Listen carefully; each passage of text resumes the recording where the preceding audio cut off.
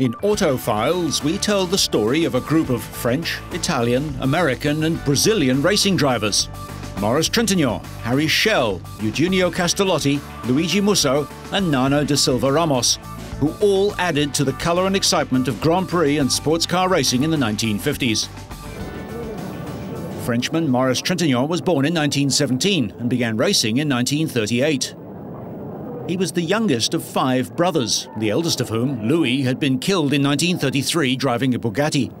Although the family sold the car, the younger Trintignant bought it back and raced it before and after the Second World War. He was lucky to recover from an enormous crash in a support race to the 1948 Swiss Grand Prix.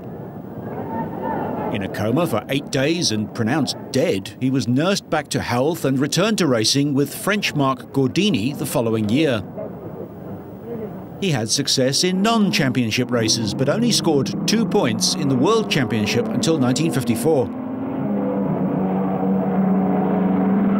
That year, Trintignant made a bold decision, leaving Gordini and joining Ferrari. He was second in the Belgian Grand Prix at Spa and third in the German Grand Prix at the Nürburgring. In addition, he won the 1954 Le Mans 24-hour, sharing a Ferrari with Froilan Gonzalez.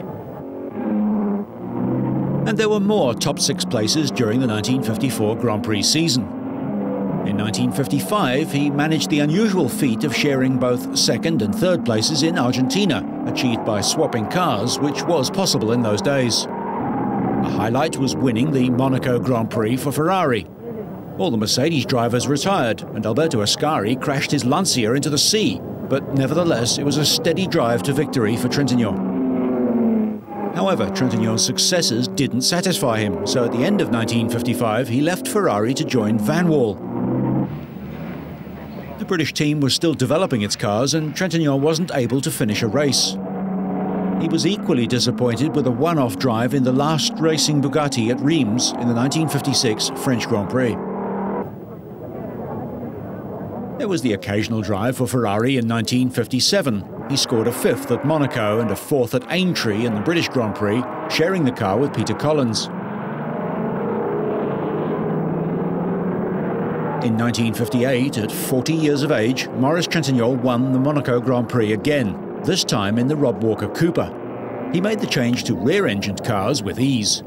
He was third behind Roy Salvadori and Tony Brooks in the German Grand Prix at Avus in Berlin. Maurice was 4th in the 1955 championship, 7th in 58 and 5th after a very competitive year in 59, scoring in 5 races, including a 2nd place in the US Grand Prix at Sebring. 1959 also brought him a 2nd place as part of the Aston Martin team at Le Mans. He was popular with his fellow drivers and the crowds. He replaced Stirling Moss in 1962 after Stirling's Spa crash and drove for various team managers including Reg Parnell and Rob Walker. In his last year of competition, Trintignant ran his own team with a BRM V8 and scored his final World Championship point, aged 47, in the 1964 German Grand Prix. His last race was at Le Mans with a GT40. After his retirement, he returned to a quiet life as a wine grower in a small town close to Nîmes in France. In his later years, Trintignant became the mayor of the town, and he died in February 2005 at the age of 87.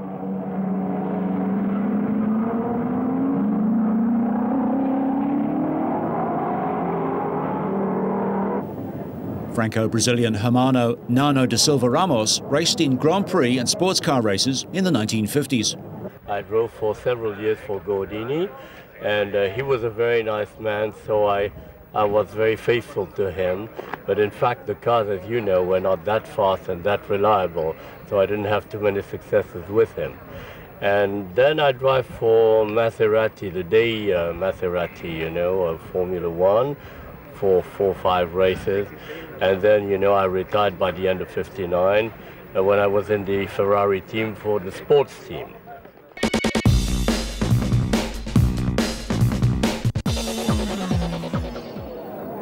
Another interesting driver of the time was French-born American Harry Schell. He was born in France. His mother was American. Then they went to America before the war, and they were caught by the war in America.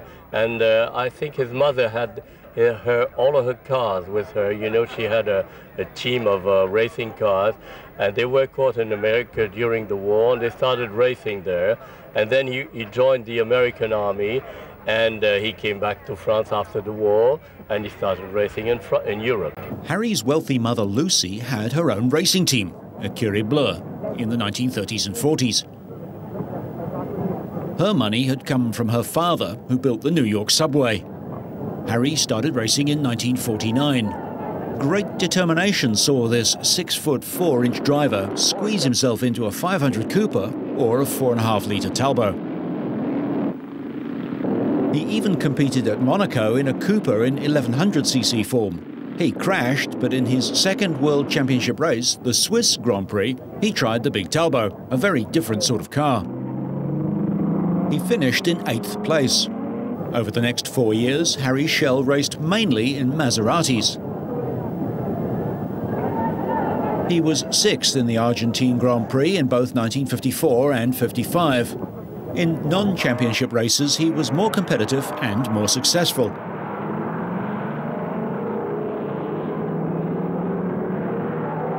Harry lived in Paris and ran a bar, the Action Automobile, frequented by Nana da Silva and a Spanish nobleman, Alfonso de Portago.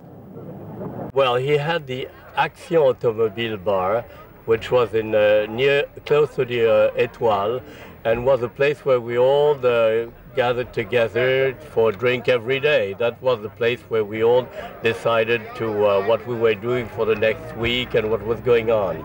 It was a very nice bar. Harry Schell joined Vanwall at the end of 1955.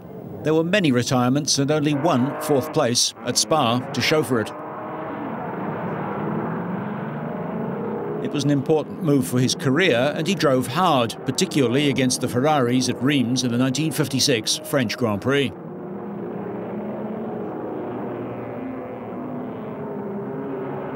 When English drivers Stirling Moss and Tony Brooks arrived at Vanwall in 1957, Schell rejoined Maserati, partnering Juan Manuel Fangio. He finished in the points 4 times, with a 3rd in Pescara in Italy and a 4th in Argentina. There were also some effective sports car performances, but he was lucky to escape injury when his Maserati caught fire in Caracas in Venezuela at the end of the year.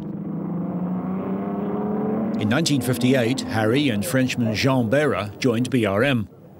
Behra won with the front-engine P25 in Cannes when Harry retired, and they finished 1st and 2nd in the International Trophy at Silverstone against poor opposition at the end of the season.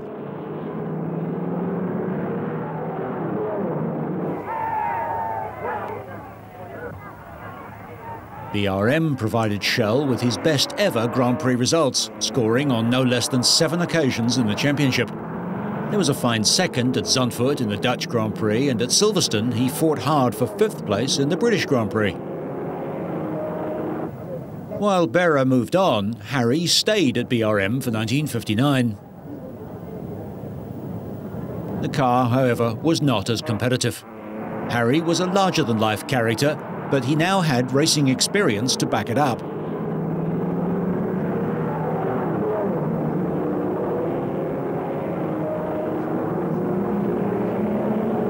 At 39 years of age, Harry Schell could have been considered a late developer, but at the peak of his driving career.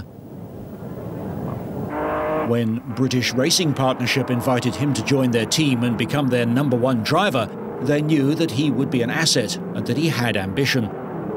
He'd already shown that he could handle the new breed of rear-engined cars with his own Cooper in Formula 2 races.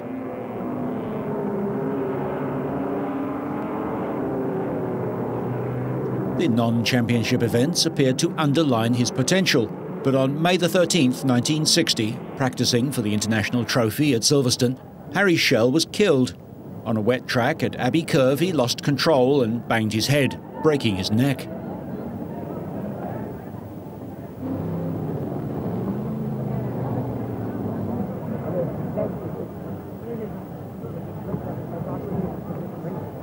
Bruce Halford was a Formula 1 privateer at the time. Harry Schell was terrific. a real funster. Regrettably, he got killed just in front of me. He was a better driver than people gave him credit for. So. I think he was. But you don't... I mean, this is what I think all we old farts here think back on. We had fun, and there were characters. I'm not at all sure that there are anymore. He was always having fun, always joking with everybody, and everybody loved him. And he was a good driver too. And he, you know, Font Portago. I raced with Font Portago and Harry at Silverstone, and he was a very good friend of Font Portago, who died in the Mille Miglia crash, as you may remember, and was a very good driver and very good at bobsleigh, at horse riding in the Liverpool Grand Steeple. And once we drove at Silverstone together, and he had a Ferrari, not a works Ferrari, but his own Ferrari that he bought, a Formula One Ferrari, and he was faster than my Gordini on the straight, but I would catch him on braking. And I remember that on the last lap, he didn't want to brake to be ahead of me at the finish line, and he went off the road and broke his leg. And with Harry, we took him back to Paris, and when we arrived in Paris, his apartment was empty because his wife, she was American, had left with the 2 kids, and she went back to America.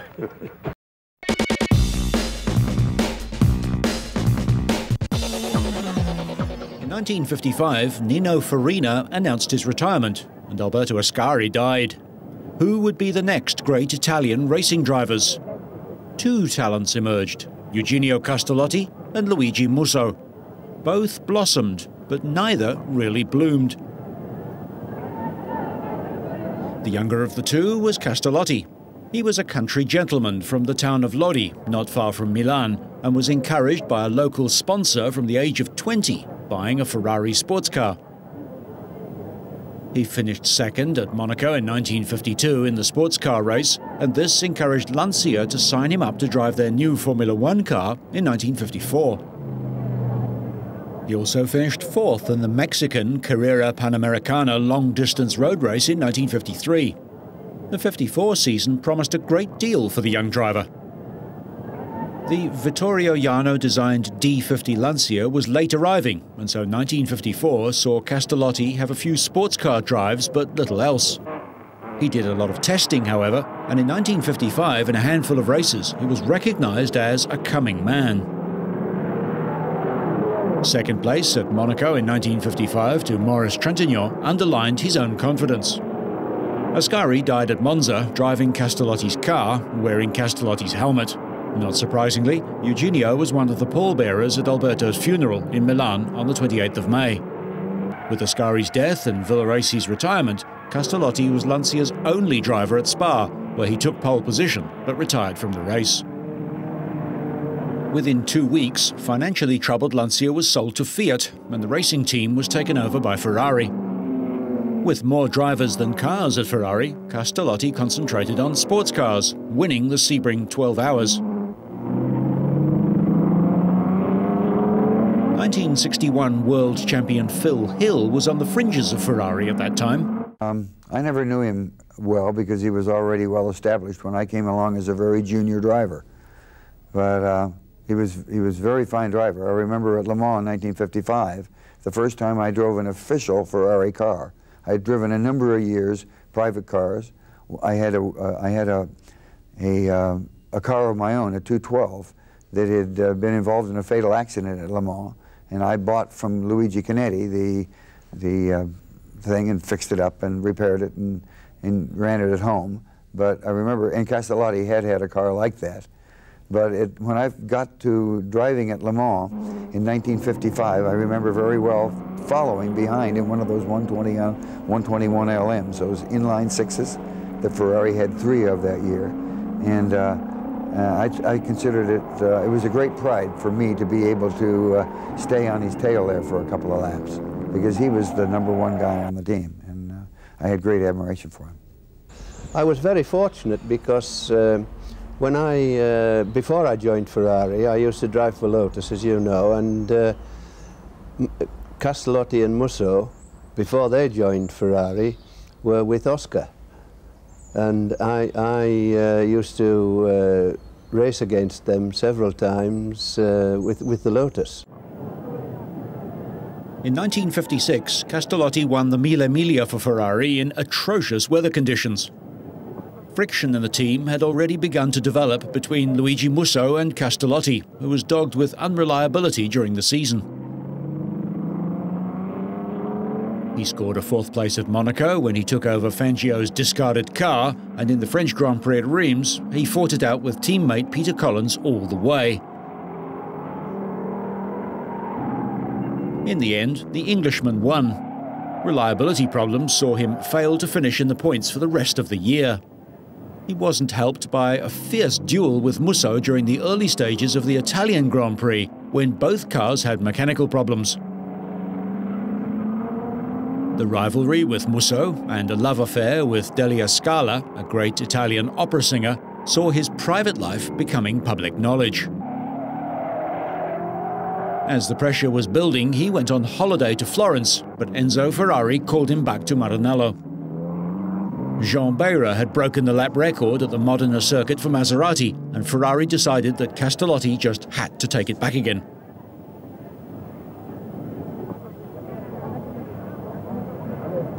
He crashed fatally, and the accident robbed Italy of a still developing talent before his 27th birthday. Well, Castellotti I didn't know too well. He had a short career, but I remember him in several races like Monte Carlo, like Reims, and I remember that he was a very, as our friend Robert Manzon just said, an impatient driver, was a very, very good talent. He was a lot of charm, a very charming man, like all the drivers of the old times, but a little too ambitious maybe. Enzo Ferrari always put pressure on his drivers, and both Castellotti and Musso were ambitious. Absolutely. Well, you know, I have a lot of respect for Ferrari, but he always put a lot of pressure on his drivers, and he did on Castellotti, he did on Musso, he did on Peter Collins, who probably died too because of Ferrari's impatience. And that was how the old man was, and you couldn't help it, and everybody felt that pressure. Enzo Ferrari was both loved and loathed. Absolutely, exactly. I remember that one of the first races I drove for him, I went off the road, and he called me to Modena, and he let me wait 2 hours before he received me, and he told me, Nano, I told Farina, who was a world champion, 2 things that I'm going to tell you. First, you stay on the road. Second, you go fast. And then the next race I drove in Spa, I won in Spa, and he sent me a cable with his congratulations. What was it like being a Ferrari driver? England's Cliff Allison drove in 1959 and the early part of 1960 for the Scuderia. Well, I think I can't speak for personally about that because I never got the pressure, because I joined in 59 and I had a full year racing in 59, and I was just getting going nicely in 1960, and then of course I had the accident at Monte Carlo. So I wasn't there long enough to experience the pressure myself, but I know Peter and Mike didn't. I don't think he was of a stronger character. I think he could ride over it, but it certainly affected Peter. Luigi Musso was 6 years older than Eugenio Castellotti, and he came from a wealthy Roman family. He started with sports car races, including a class win in the Mille Miglia.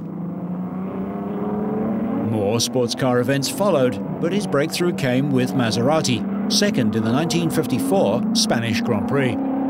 He won the non-championship Pescara Grand Prix when Beira fell back with exhaust problems and Mossa retired from the lead.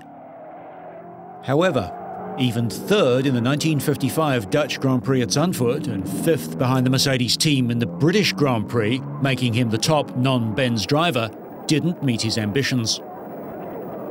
Musso then joined Ferrari for 1956 and shared a car with Fangio to win the Argentinian Grand Prix early in the year. Then he had a crash in a sports car at the Nürburgring and broke his arm quite badly, which kept him out of racing until Monza at the end of the season. It was here that a fierce duel between Castellotti and Musso was followed by the refusal of Musso to give up his car to Fangio. Musso then had a steering arm problem and he crashed out to retirement. Peter Collins saved the day for the Argentine, handing over his car to enable Fangio to win the World Championship.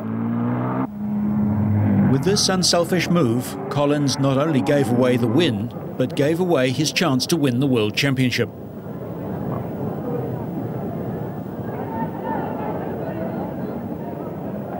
Musso was proud, patriotic, and like most racing drivers, he had tremendous belief in his own ability. Unfortunately, he made his conceit more obvious than some, and fed by Ferrari's delight in creating rivalry within the team, he became very unpopular.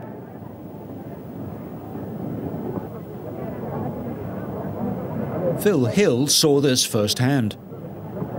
There was sort of a British conspiracy against Musso as far as Peter and Mike were concerned. They both sort of dug their heels in when it came to trying to beat Luigi. And, I think he was a very fine driver. At times he was brilliant. I don't think he was ever really first top-line driver. But he did, like in the 500-mile race at Monza, in qualifying, he really got the bit between his teeth and did a tremendous job in that big 4.1-liter Ferrari, and got the pole position against all the Indy cars and everything. And Dan Gurney and I were standing in the infield at Monza. It was easy to do because the banking was half underground and half above, and so you could stand there and look down in the cockpit of the cars going by.